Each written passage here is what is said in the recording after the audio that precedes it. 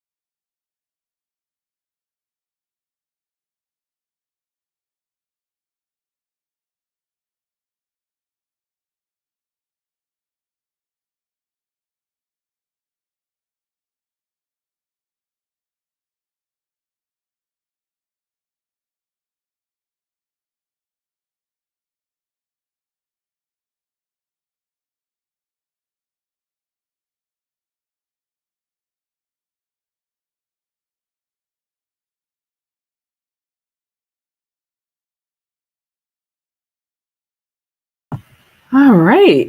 Sometimes you have technical difficulties when you go live. But with that, I am Friday Jones. I'm the host of the Black Civics Collective. And every week we come to you to bring up civics. And this is the week after the election. But being civically engaged for us means helping folks recognize that they can write an op-ed in a newspaper article. They can run for office. They can help someone else's campaign. They can join organizations like the National Assembly of American Slavery Descendants so that civic responsibility and civic duties continue beyond Election Day. With that, we're going to just go ahead and get to our guests. We had two guests, and we were really hoping for a live and lively discussion. But Dane Brown, who did pass away, he was victimized by Democratic donor, big donor, Ed Buck, who was convicted for his crimes against Dane Brown. And unfortunately, he passed away, never quite recovering from being essentially drugged, held against his will and victimized, sexually victimized by a predator. As we are on the other side of the election, I really, we talk about the civic engagement, and we hope that people stay engaged, whether it's homelessness, whether it's the wealth gap, whether we are fighting reparations, fighting for Black LGBTQ rights in particular, and building these safety nets through legislation. It's important that we really do stay engaged. And Dane Brown was a friend to Jasmyne Cannick, who was supposed to be with us today. It is through Jasmyne Cannick's journalism that Ed Buck was convicted. It's through her diligence. And so the loss of Dane Brown really has taken its toll on her. And so we send our sympathies to her. But we still have with us today James Farr, who he's not a stranger. We said we were going to bring him back after the election. James is a husband, father, social entrepreneur. He is an award-winning journalist and documentarian, known for his journalism with community engagement. James Farr delivers hard-hitting, fact-based conversations that are both provocative and piercing. And you see him on Mondays. He's a contributor with First Things First on KBLA 1580 and LA Progressive. And today we have an opportunity to engage with him again. Welcome, James Farr. Post-election, we're going to get into it. How are you today? Sister Friday, good Sunday afternoon to you. How are you? I am good. And I want us to talk about a few things. Some of it may be provocative. You and I, the night of the election, we were at a watch party for West and Abdullah. And to me, that the opportunity to be there, the opportunity to be in that room really brought for me a sense of hope. And so I'm just curious, since you were in the same space, how did you feel election night? Wow. Election night it was different for me. You know, it was different probably than how others were experiencing it based upon kind of how the numbers were coming in, how it was trending in terms of what it looked like the results ultimately would be. Um, that night was really about the folks who supported Dr. West and Dr. Abdullah's campaign. And so I had an overwhelming sense of joy that night. I had a sense of peace that night. And I think most importantly, I felt like I had been training for an outcome that I knew was inevitable. And so, you know, when we woke up that next day, you know, I woke up a Black man. I woke up a man with a family.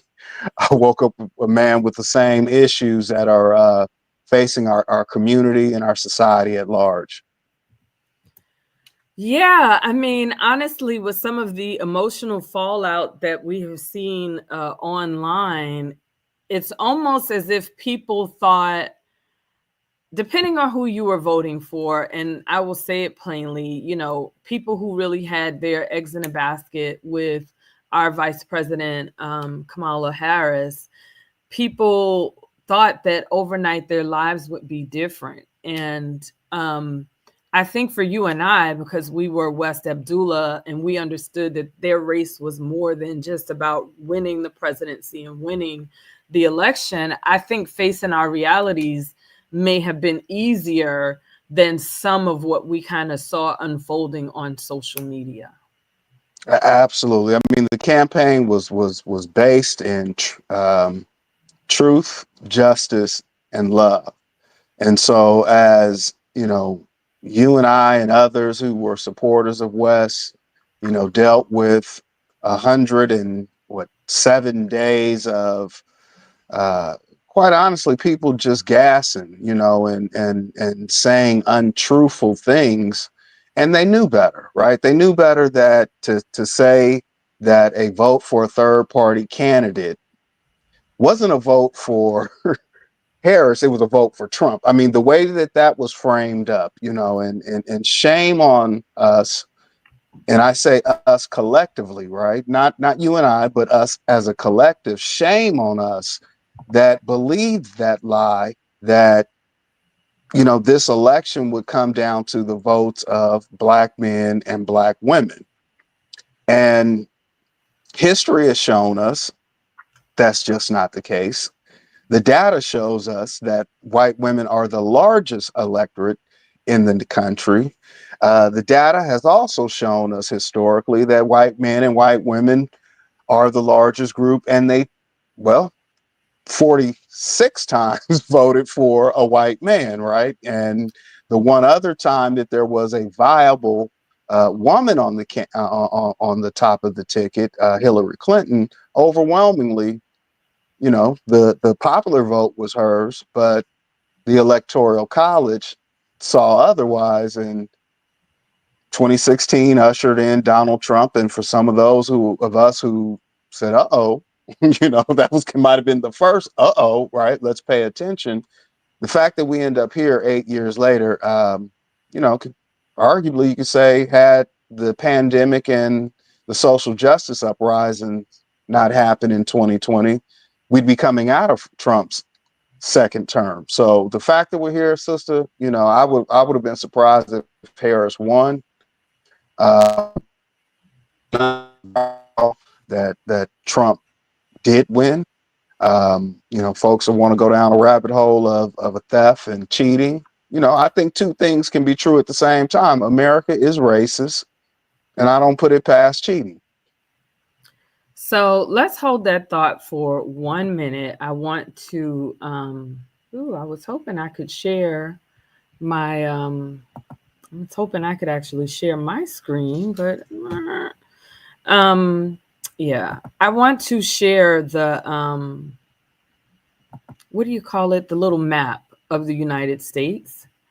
And I wanted to share this because, we all know this number, right? We know Donald Trump won 312 electoral votes, college votes, and we know that Vice President Harris in this race, she won 226 electoral college votes. But the part that I wanted to just hone in on was sort of like this totality of votes. And it's ironic that, Robert Kennedy dropped out of the race.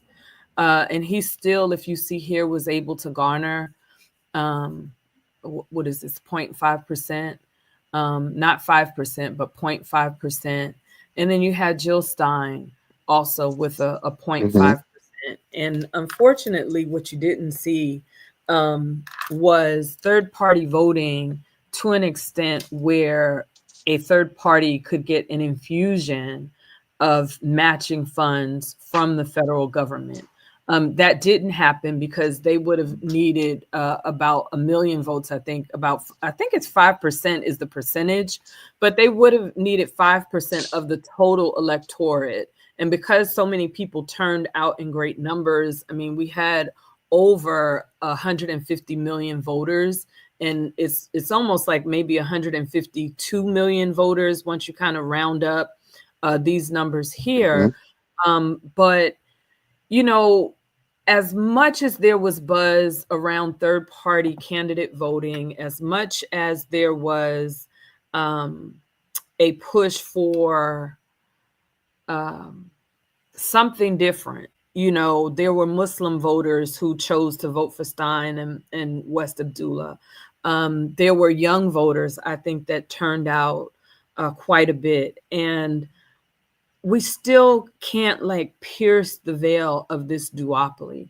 And so I'm just curious, what do you think could have been done differently in those races? And it's unfortunate because we really only did have just, over 100 days to sort of, for people to have a change, right? To have a change in thought, because the race originally was two old white men. Let's be real. That's what it was. Whether you were Republican or Democrat, it was kind of business as usual up into this last 100 days. So what are your thoughts on that?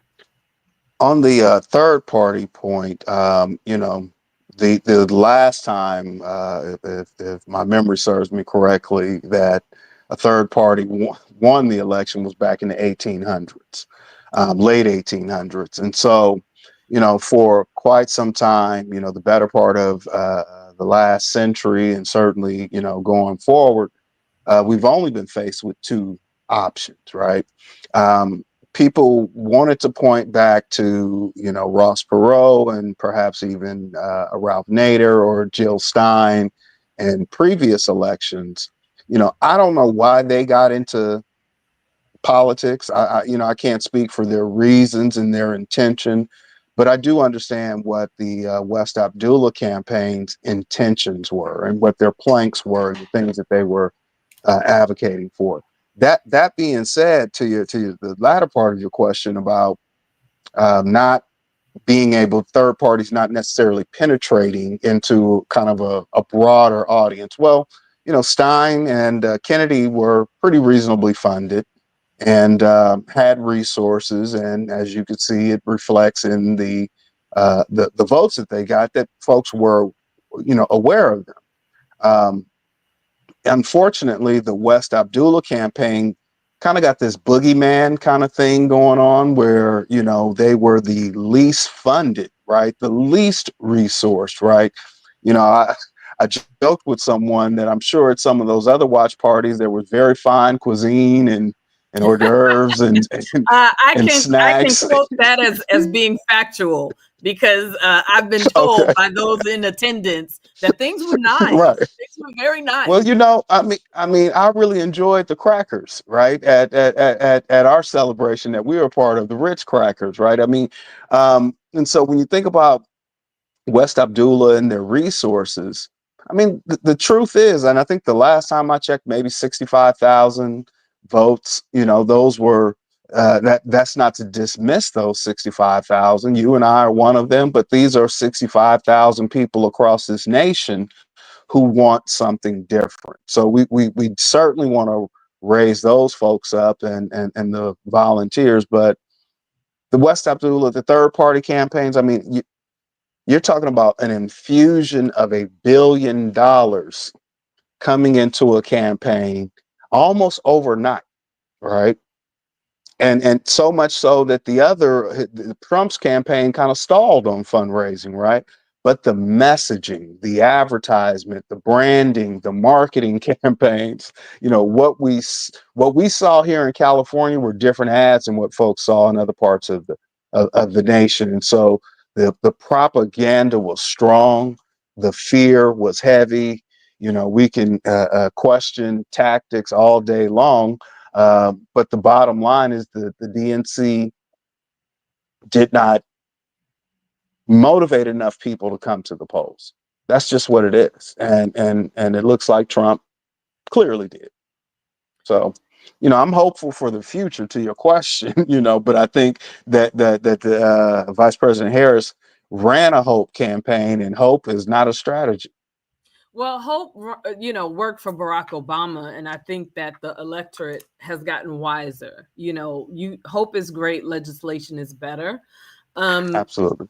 With your point about Hillary Clinton running against Trump, I'm just curious. Do you think in a Trump race for president that it was a mistake for Democrats to put a woman forward?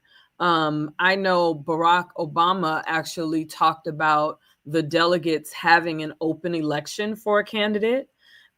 We also read and heard news articles about VP Harris reaching out immediately once Biden stepped down to delegates to secure them voting for her.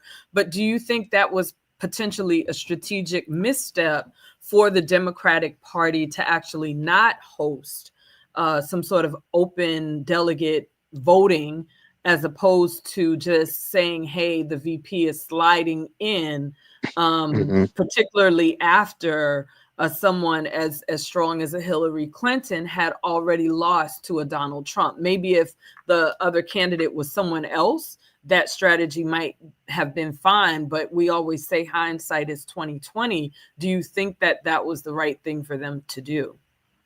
Well, it was the path that they ultimately chose, right? So if we're going to kind of go backwards a little bit, we have to point out that when President Biden won the election back in 2020, not only did he campaign on only running for one term and kind of getting the country back on track, right? That was what he campaigned on, right? I think many of us thought, right, perhaps that he would have medically retired, right, resigned at some point during his term, right? I think that would have provided the vice president a better chance, all right, to possibly, compete with Trump. But I think we can't ignore some So wait, glaring I issues, want right? I want the audience to be clear on what you just said. What you are saying is that it's less about during Biden stepping down sort of midstream after primaries. You're saying that because he had basically campaigned on being a single-term president, that he should have actually stepped down sooner, potentially giving VP Harris the opportunity, or even other Democratic potential candidates, the opportunity to run a full campaign.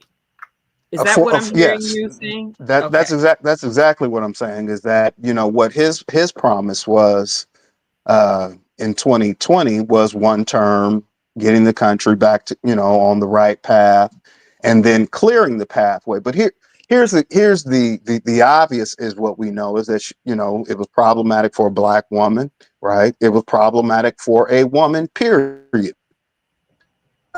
Something that I haven't heard raised up quite enough is it was uber problematic, the fact that she is any political candidate from the state of California, right? And the way that the state of California is perceived outside of the state of California is a whole nother conversation, right? And so she had that intersection happening. But also we can't ignore, again, the race gender thing, right? I mean, had she been primaried, or had it kind of gone to the convention into an open forum, right? It's, you know, with the understanding that, can a woman beat Donald Trump, right? Let alone a Black woman, right? I mean, that was what was of issue. The issue is, had that Black woman been stepped over,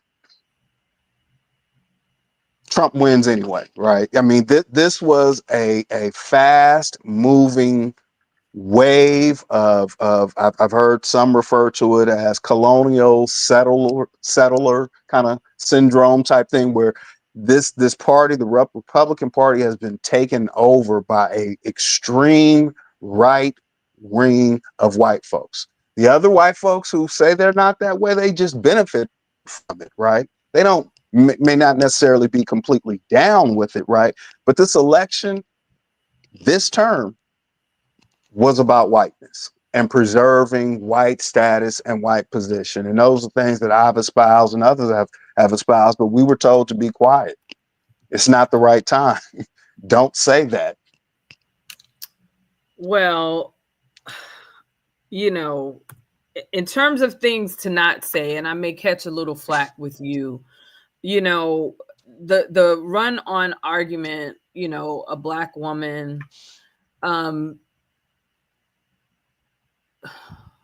VP Harris's father is Jamaican, and there are arguments that he is East Indian, and that we're having this sort of thing that America does, which is something that we, as an organization, are pushing back with the Office of Management and Budget in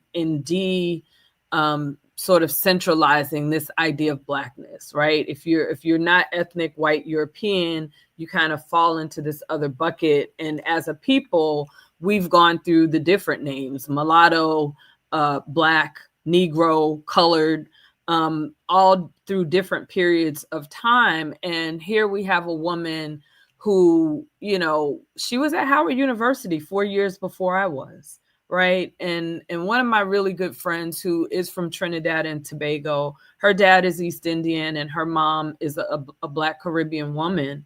And she, I know, explained to us that her father was the only East Indian in their family to actually marry a Black woman. And so when we look at VP Harris, who, yes, she's a melanated woman, that sort of came up, and there were Black Americans who really pushed back against sort of the identity, I don't know, politics of it all.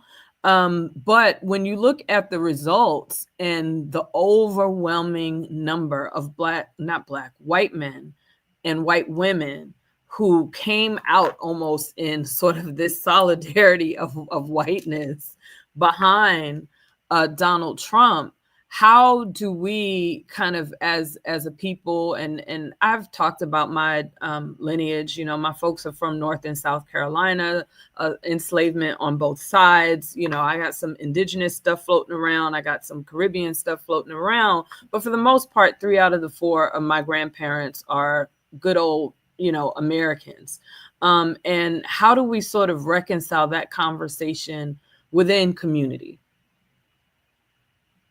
Well, I mean, we have been very divided on that subject, since the enslavement of us, right? And it's kind of been planted as a thought. We know the Willie Lynch stories and just all of the other treatment, from colorism, right? For me, it was I never questioned the vice president's blackness, right? I mean, and if she ever questioned it, she sure got a reminder, a little over a week ago, right? I don't think it was ever in question for white folks that she's black, right? They never saw her as anything else but that. I have a different understanding being from the Bay Area. I mean, in fact, even playing on the playground at the elementary school that she attended in North Berkeley. I understand Bay Area culture, right? I understand what perhaps a family, a mother who's a college professor, what that struggle may look like in the Bay Area, right? And, it's not, the same as the mom working, second shift and then overnights, right? It's a different upbringing, right? So for me, it was never a question about is she black, and it was disappointing to hear some go down that road. Now you can have opinions on how she's legislated. Unfortunately, there was a lot of misinformation and disinformation even on that. I mean, I think it was absolutely unfair for the weight of the nation or the world to be placed on this sister's shoulders 107 days before the election. That I think is unfair. I think she did the best job she could do. That's because of her party. That's the decision, that came down to the party. And so I'm getting a signal. We need to wrap this segment, but when we come back, I want to go through some of the exit polls. And I also want to go through a couple of local races, one in South Carolina and 2 that were here in California, and just talk about something I noticed, which is the GOP, the Republican Party, is running Black Republicans in certain races. And I just want to have that conversation when we come back from our break. James Farr, everybody, we will be right back.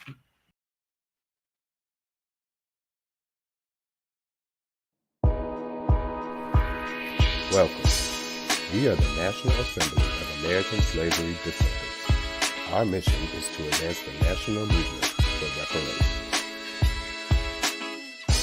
The United States Office of Management and Budget set 5 minimum standards for collecting racial data. The Black race is defined as a person having origin in any of the Black racial categories of Africa.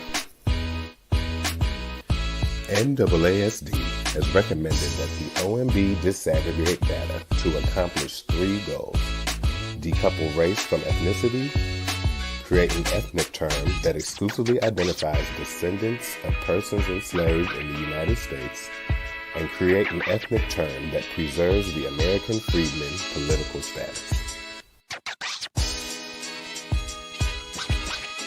The ethnogenesis of the African American identity is a result of ethnocide. The identity is from a people with shared history. Race, identity, plus ethnic identity equals peoplehood. Together, we can fix this dilemma with the OMB. We can build a coalition, grow the movement, and create a unified demand. What can you do to get involved? You can join NAASD today at www.naasd.org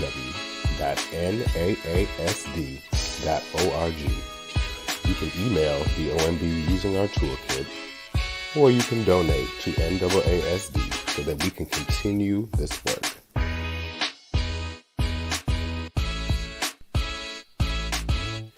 Thank you for your time, and stay connected with us on social media at NAASDORG. We are on Twitter, YouTube, Instagram, TikTok, Facebook, and LinkedIn. You can also sign up for our newsletter at www.naasd.org.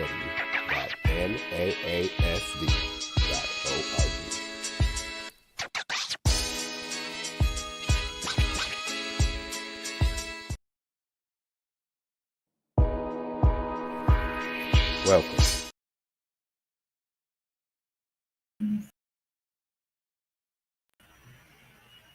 All right, everyone. We are still here with James Farr, whose work includes his Jeff Adachi Social Justice Award-winning documentaries. He currently is embedded with Black Lives Matter Grassroots. Farr covers their ongoing national activism against police violence and white supremacy. And he's lived in LA for over 30 years, and he is still with us for the second half of the Black Civics Collective. So let's hop back in here. I have another screen that I do want to share, which shows exit polls. And I'm going to use NBC's exit polls, which I think came from Pew Research, but we're going to bring it up on the screen. And I just want to talk through that a little bit. So we're going to share the screen. And I want us to do this one. Okay. And everyone has seen this. You know, the news has already reported on these exit polls. And I just want people to understand the exit polls are not the final results. States are still counting and officially certifying ballots. California is still counting ballots. There were 10 key states that these exit polls happened in: Arizona, Florida, Georgia, Michigan, Nevada, North Carolina, Ohio, Pennsylvania, Texas, and Wisconsin. And from the exit polls, in terms of racial makeup, it seemed that 41% of white folks voted Democratic, I believe that's 57%. Oh, Lord, 57% for the Republicans. Is that correct? Yeah, 57. For Black folks, it was 85% Democratic, 13% Republican. We have the Hispanic and Latino vote at 52% Democrat, 46% Republican. Asians, very similarly, 54% Democrat and 39% Republican. And then we had other racial mixtures, two or more, or singularly, 42% Democrat and then 54% Republican. And when those numbers started coming out, what did you make of them, Jane? Well, so the polls can be complicated, right? And depending upon the organization that has commissioned the poll, that kind of determines how I take it, right? But because, I don't know anybody that got polled, right? Before the election, nobody ever called me before the election. Well, they didn't do us in California, but I didn't hear anything from my Ohio friends. I didn't hear anything from my Arizona friends. I didn't hear anything from my North Carolina family, Pennsylvania folks, or Michigan folks. And so it's like, even Georgia, I didn't hear anything from any people I know. So I agree with you on that. Yeah. So I didn't see the lines of people voting like we saw in previous years here in California. But your question is, when I look at these polls, what does it tell me? It tells me pretty consistently with who the electorate is. And these numbers aren't surprising. Younger voters don't typically vote, right? I think perhaps this time around, younger voters may have been less compelled to vote, or perhaps voted in a direction that certain parties may not have thought they were. Again, that's regional, right? I've in the last week I've talked to people who did not vote at all for various reasons, and that's right here in California. So I don't know that we'll ever truly get a sense on this one.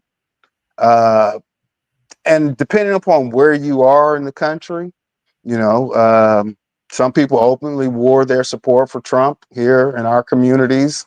Um, Others kept it quiet and closeted, and are less likely to espouse those things. But you'll hear them in private conversations. Certain things that'll come up, but I think it is a good reflection of how people turned out. All right, that is fair. I for once I feel like mainstream media, because I expected Joy and Reed to come out on MSNBC and really kind of give it to Black men.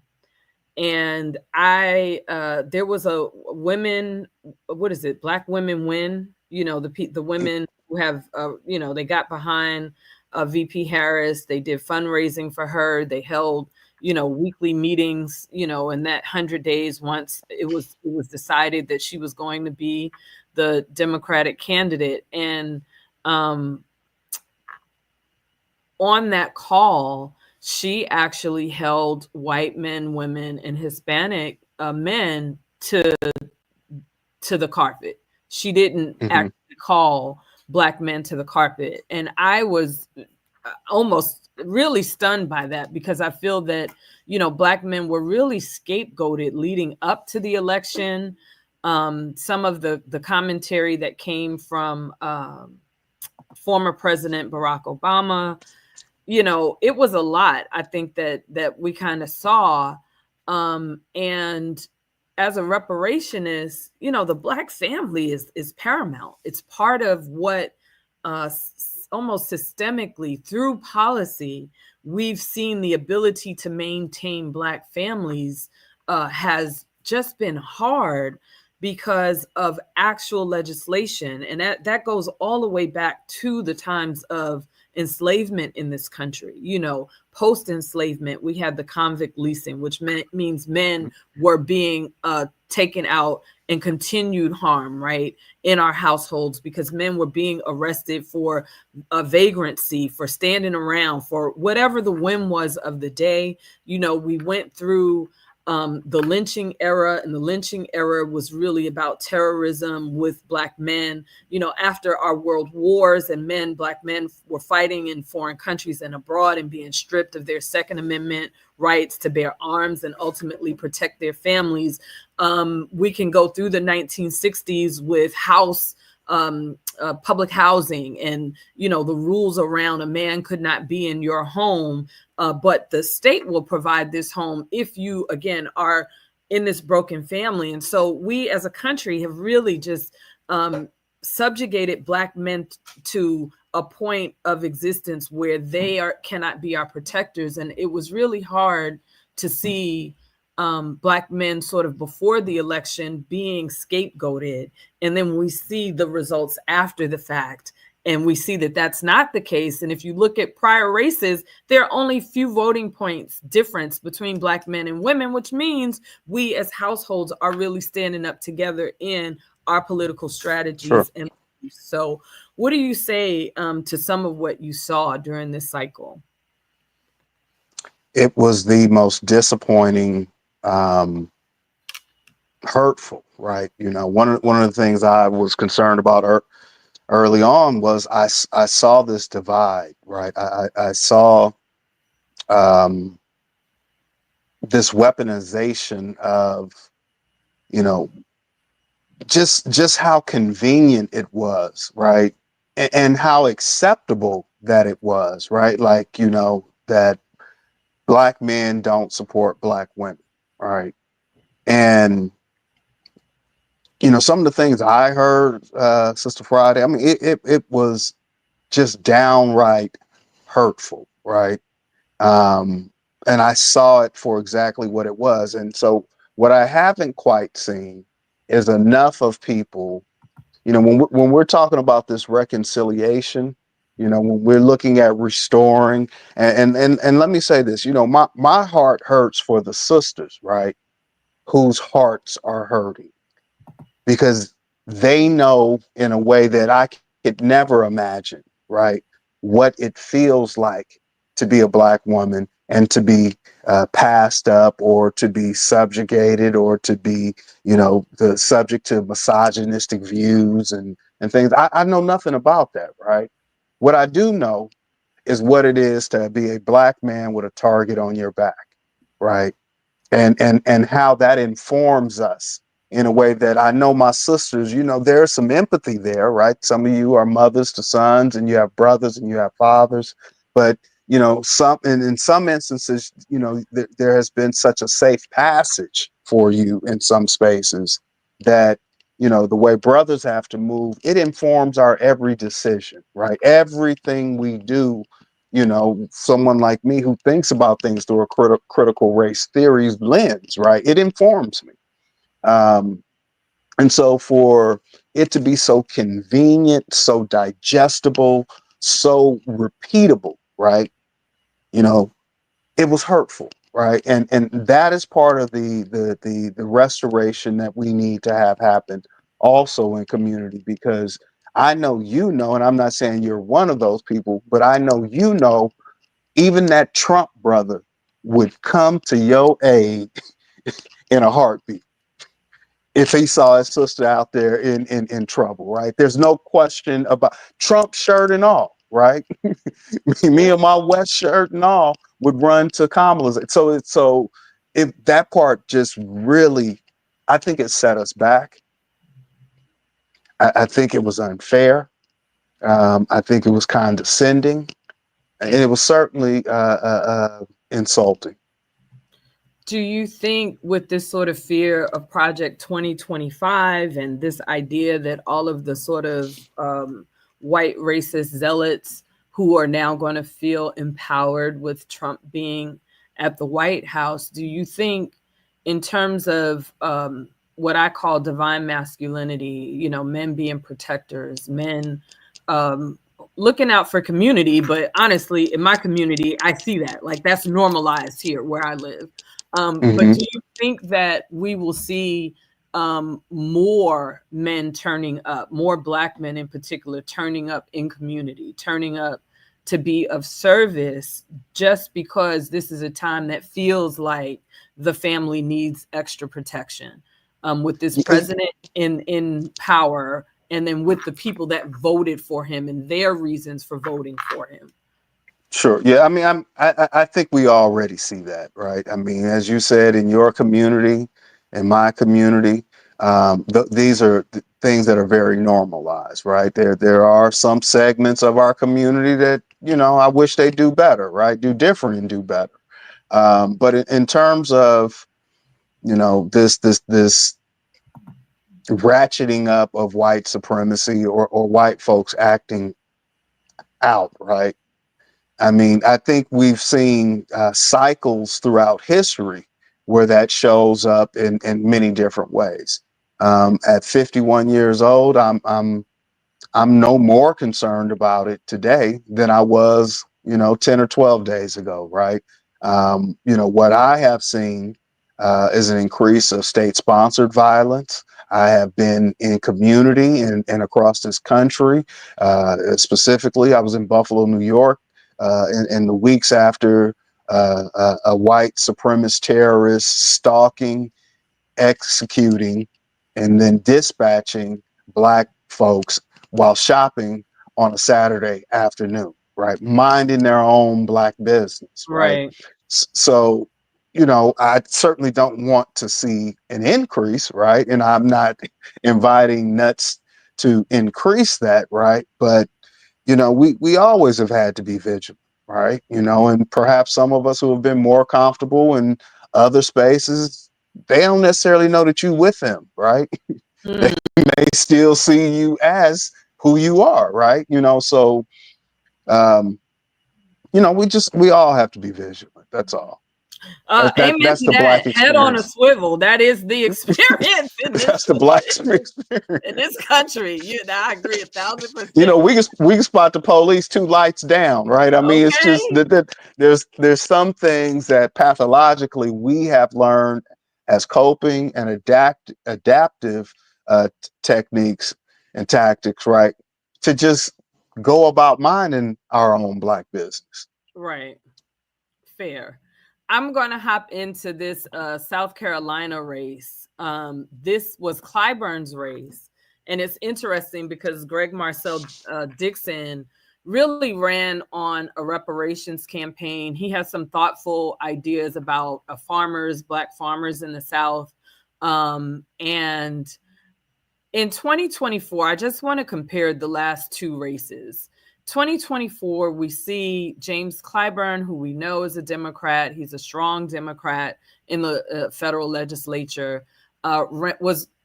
His opponent was Duke Buckner, who has run against him before.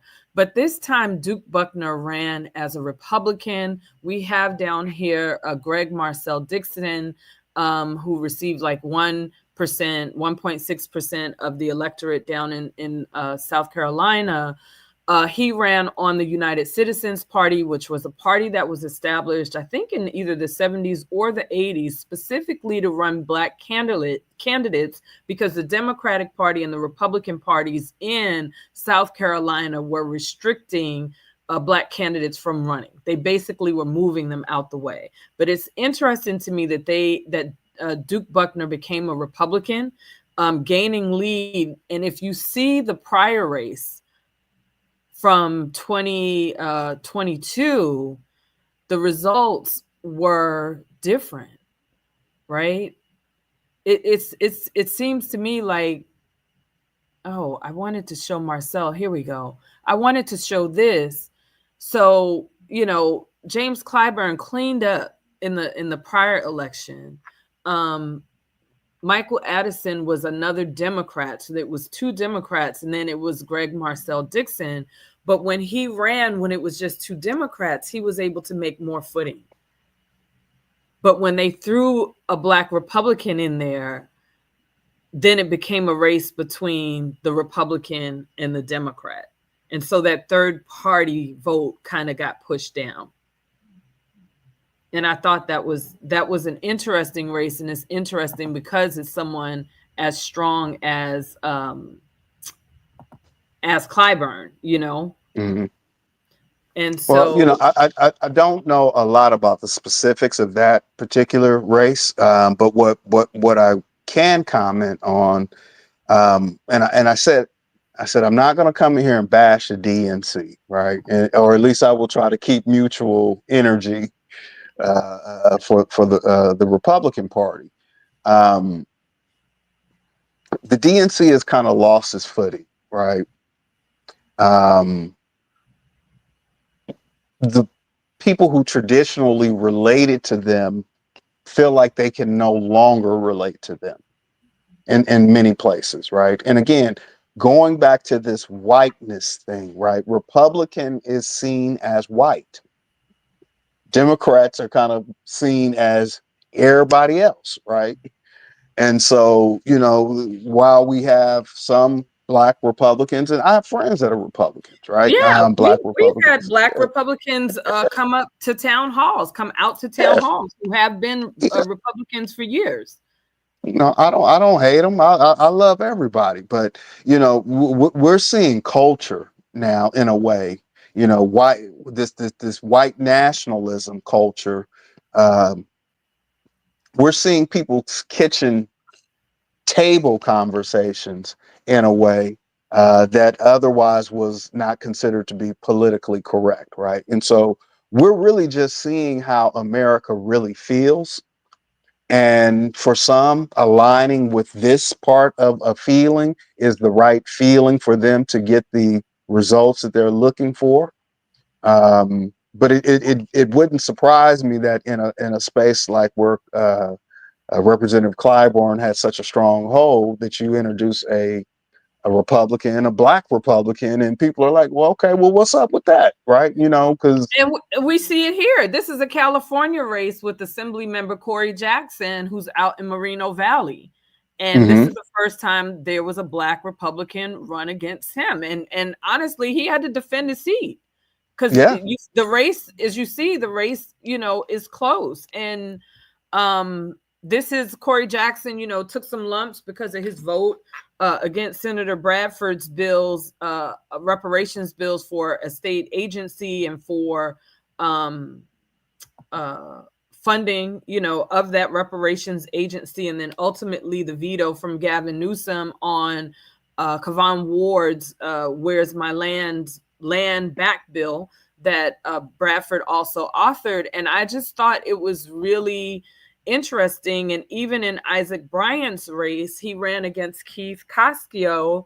And even though Isaac ultimately won, at 80%, Keith Koskio made some gains, and he's a white Republican, and I think just in terms of strategy and strategically, when you look at the Democratic Party, how they may be missing the mark, how the Republicans are taking this opportunity, right, to say, hey, black people are looking for themselves and we have an opportunity to put them against some key black races. I'm almost like, and I know that this is unexpected. This is not something we talked about in advance, but what do you think is going to happen in like a 2028 space?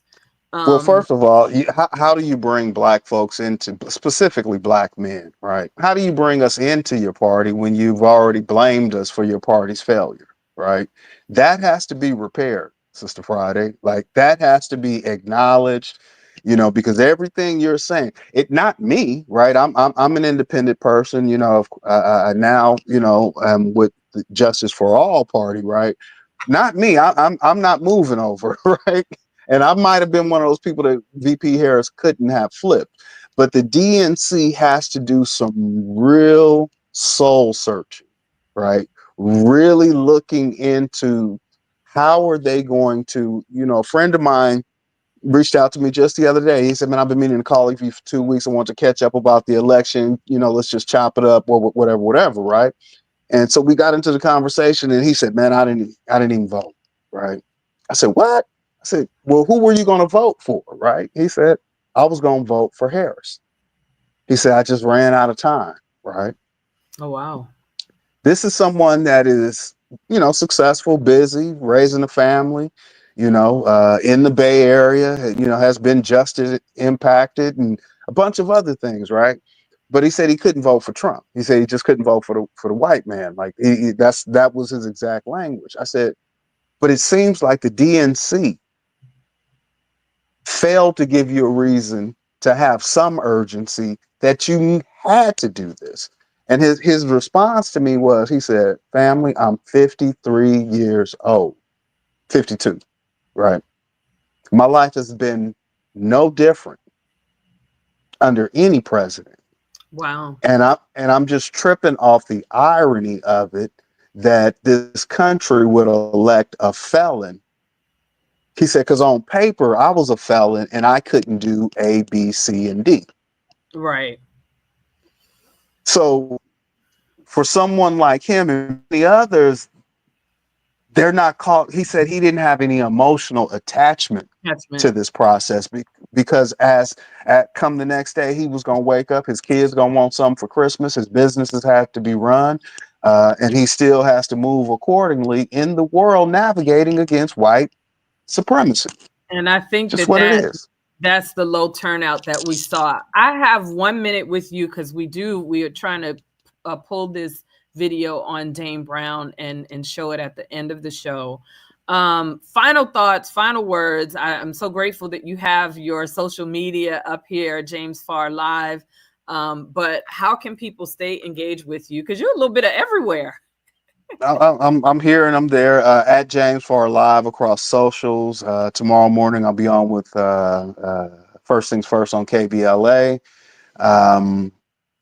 My condolences to the brother Dane's family and Sister Jasmyne. Thank you.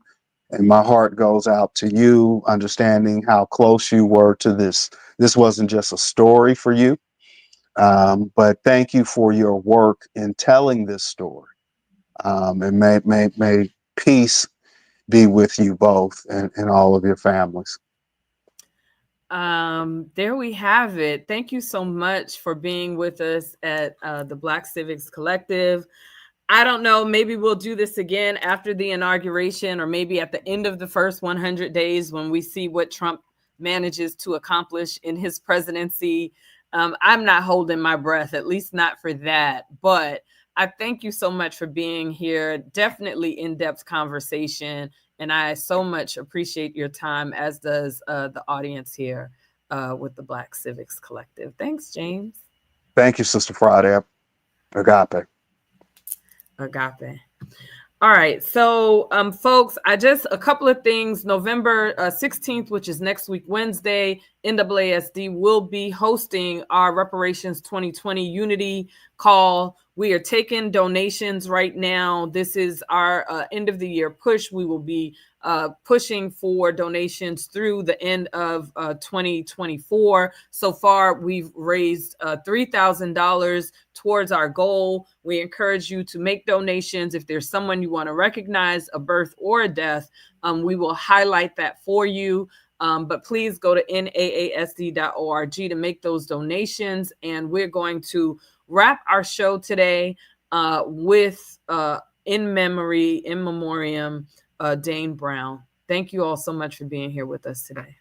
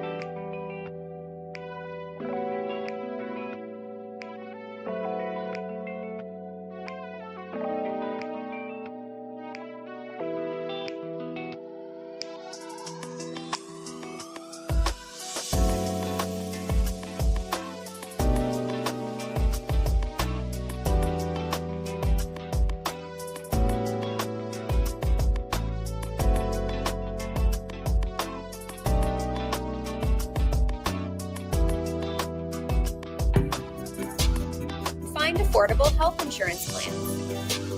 Lowest prices, easiest process.